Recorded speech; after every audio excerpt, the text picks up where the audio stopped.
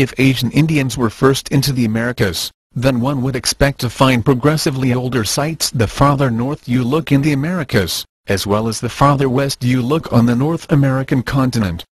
While this claim sounds accurate, it does not take into account the climatic factors that were occurring at the last glacial maximum. We had glaciers covering most of the northern regions of the United States and Canada. Virtually all human remains have been found below this glacial barrier, and the few that have been found farther north are more recent. Because of the rise of ice formation, the sea levels were also lower. Current studies are favoring a coastal Pacific barren route, not an interglacial trek. That means all of the earliest human remains would be underwater.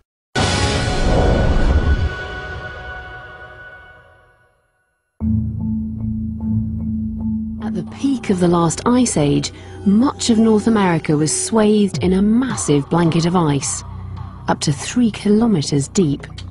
20,000 years ago, there was a vast swathe of land, Beringia.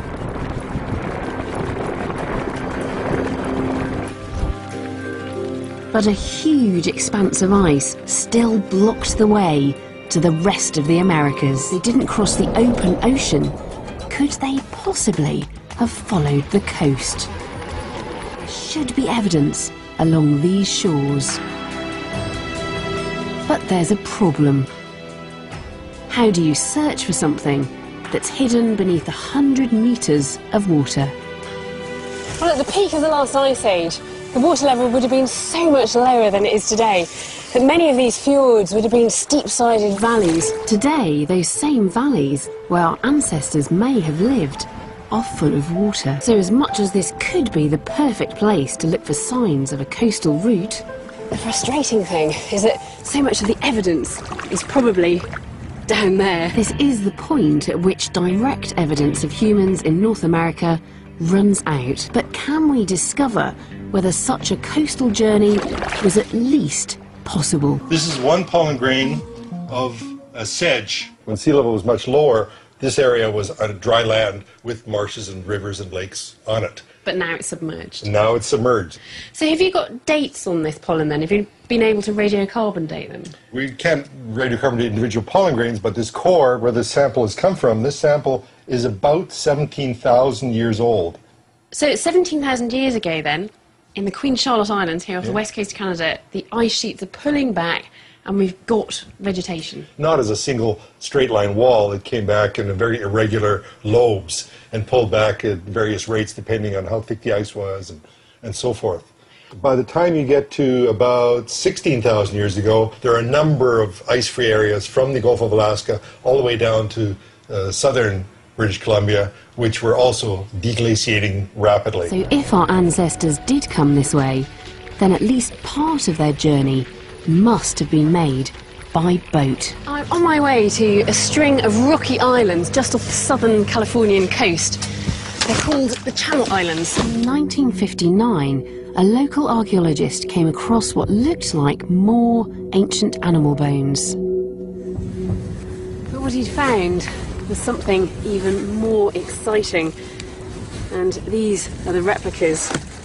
Sticking out of the hillside here, he found the fragmented remains of 2 human femurs, or thigh bones. Radiocarbon dating revealed that the bones belonged to a person who lived here almost 13,000 years ago. Back then, this island would still have been 10 kilometres away from the mainland. And that means the only way to have got here would have been by boat. John Johnson is an expert on the prehistory of the American West Coast. A few years ago, a friend of mine called me up and told me that they had just identified DNA from an ancient jawbone found in southern Alaska, in a cave in southern Alaska. When John compared the DNA from the ancient jawbone with modern samples from across the 2 continents, he noticed a pattern. Okay, we have here in southern Alaska the original DNA from the jaw. Then we have the Chumash Indians that live in this part of California. We've also found this type in northwest Mexico. We found it among the Cayapa Indians in coastal Ecuador. We've also found it among the Mapuche Indians in southern Chile. among the Yagan people of southern Patagonia, and here in prehistoric burials in Tierra del Fuego. I think this is the best evidence to date, indirect evidence of an ancient coastal migration, that this particular group gradually moved down the Pacific coast, taking advantage of coastal resources, and left behind descendants today who still live in all of these areas. Looking at all these strands of evidence then, it seems the most likely route taken by the first Americans was not down through the ice sheets, as many archaeologists used to think, but all the way down along the Pacific coast of the Americas.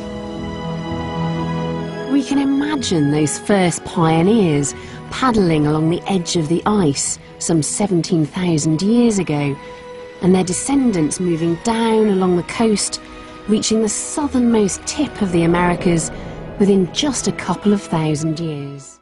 As the amazing journey has pointed out, a coastal migration is the most likely route and explains very clearly why no remains have been found where the earliest Americans first set foot. The remains are underwater.